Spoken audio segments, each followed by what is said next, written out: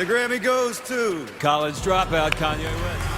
Before the Grammy speeches, before he became a billionaire, and before he shook the music industry, Kanye West was just a student in a dorm room, building beats on borrowed gear and dreaming far beyond his GPA. Behind the door of that small room, something was happening, something raw, something real. His studio wasn't wrapped in luxury or lit by designer fixtures. It was a cramped dorm room at Chicago State University where the Wi-Fi barely worked and every wall seemed to echo. But for Kanye, it wasn't about the setup, it was about the mission. This was where he could shape his sound without compromise. This room held a narrow bed, a threadbare carpet, and just enough space for a desk that doubled as a production booth. The microphone buzzed with static. The headphones were patched together. To muffle the noise, he used whatever he had, and which could be blankets, clothes, or pillows. Night after night, that little room turned into something greater than itself. This is the story of Room 207, a small space that gave rise to a sound and a vision that would change everything for Kanye and for you.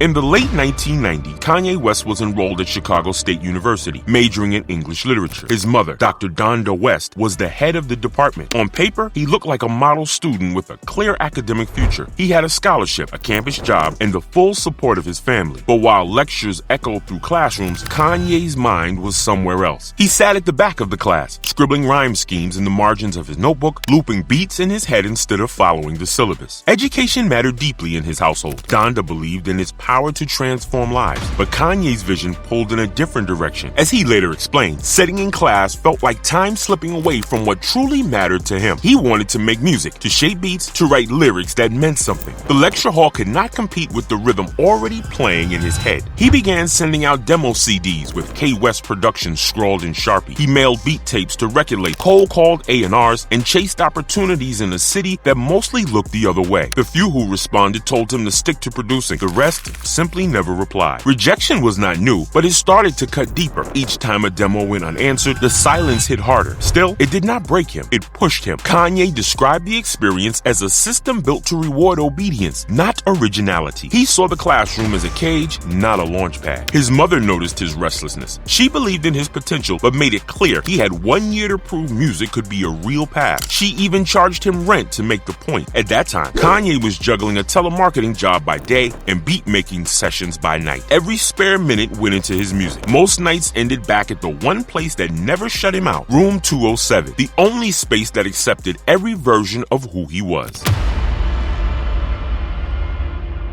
Kanye's love for music didn't begin in Room 207. It started in his teens, long before he stepped foot on campus. He taught himself how to produce using whatever tools he could find. His early setup was crude, from borrowed drum machines and secondhand speakers to a cracked version of music software, but his curiosity turned them into instruments of discovery. He gravitated toward soul records, drawn to the richness of vintage vocals. He would slice samples, speed them up, and drop them over hard drums. By the time he moved into the dorm, his sound had matured into something unmistakable, but the gear was still basic. The laptop rose up often. The headphones were held together with tape. His desk was cluttered with beat-up speakers, piles of CDs, tangled wires, and empty takeout boxes. There was no engineer, no manager, no mentor guiding the sessions, just Kanye and the hunger to be heard. But the hustle came with real cost.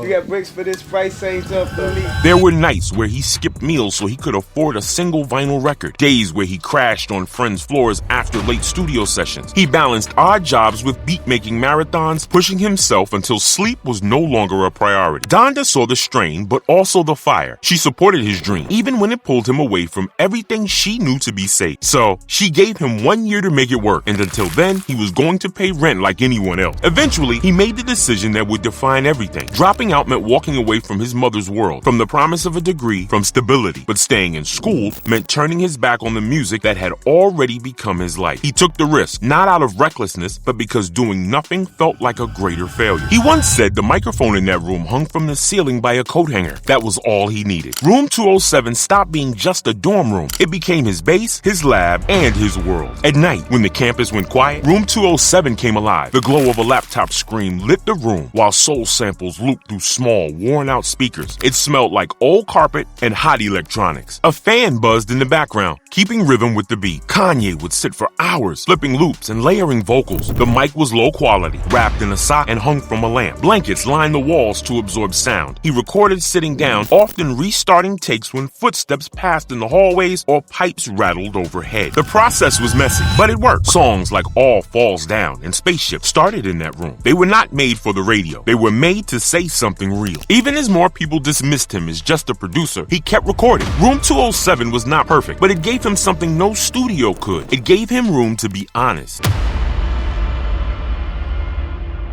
After months of rejection, someone finally listened. Roc-A-Fella Records had used Kanye's beats before, but they still saw him as a producer. He kept showing up in New York, crashing on couches, carrying his gear in a backpack, telling anyone who would listen that he was ready to rap. Then came the car crash. In 2002, he shattered his jaw in a late-night accident. Most people would have paused. Kanye went straight to the studio. He recorded through the wire with his mouth wired shut. The pain was real, so was the story. The industry finally saw him differently. Roc-A-Fella signed him as an artist. Instead of heading to a high-end studio, Kanye returned to Room 207. There, he tightened verses, layered harmonies, and finished the album. His mother listened to early versions of Family Business and Jesus Walks, knowing exactly what he had built. When the College Dropout dropped in 2004, it sold over 400,000 copies in its first week. It won a Grammy, but more than that, it gave voice to the unheard.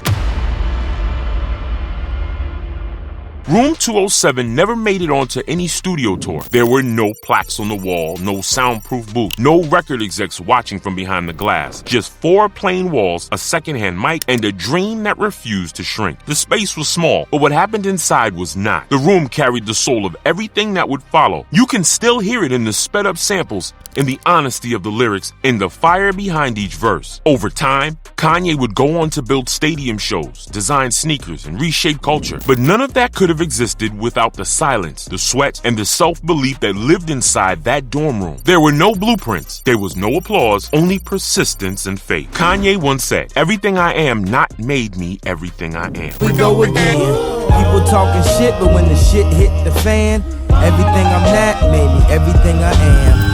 That kind of clarity is not born in comfort. It grows in solitude. It grows when no one is watching. Room 207 was not meant to be a studio. It became one because it had to be. It was a space where limits were tested, where ideas found their voice, and where doubt met discipline. You don't need perfect conditions to make something real. You just need a reason to begin. And wherever you begin is your Room 207. So, over to you. What's your Room 207? Tell us where your journey began, how far you've come, and where you're headed. You never know. Your story might be the spark someone else needs. If you've made it this far, this is your sign to like this video. And if you believe in building something from nothing, hit that subscribe button. And hey, if you know someone who loves the untold stories behind hip-hop's biggest moments, share this with them. Preach the gospel of blueprints and beats.